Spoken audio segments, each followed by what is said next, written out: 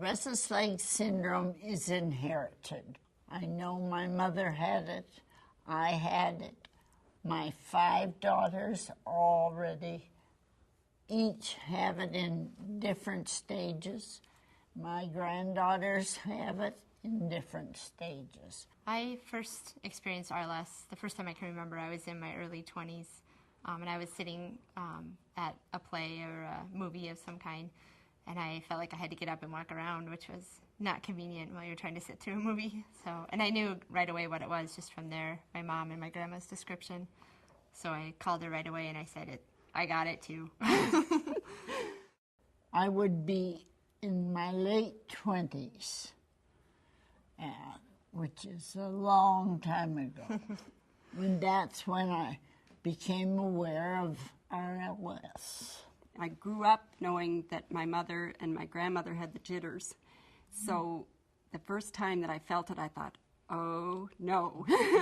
I always heard my mom and my grandma refer to restless legs as the jitters, especially before they even knew that it had a real name of restless leg syndrome. So when I first experienced it, I knew right away what it was, because the jitters definitely describes how it feels.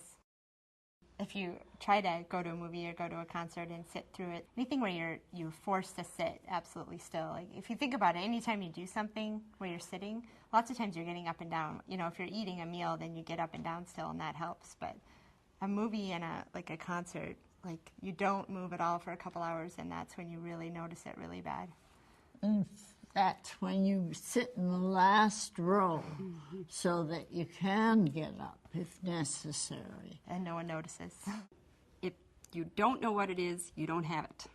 But if somebody describes the symptoms to you and you have had those symptoms, right away the lights go on and you say, I can't believe it, somebody else has suffered with this.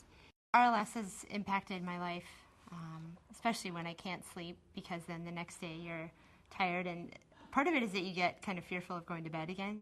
But it's helpful to have people that understand what you're going through too, because it just helps to have someone to complain to and to call and know that they understand. And my husband doesn't have it, but he understands what it is, and he'll even get up with me in the middle of the night and walk around if I need to. So I think, there's a great support in sharing with other people what's worked for them, and just the sympathy or compassion that we can feel for each other because of suffering with this. And we try to keep a sense of humor about it because that helps.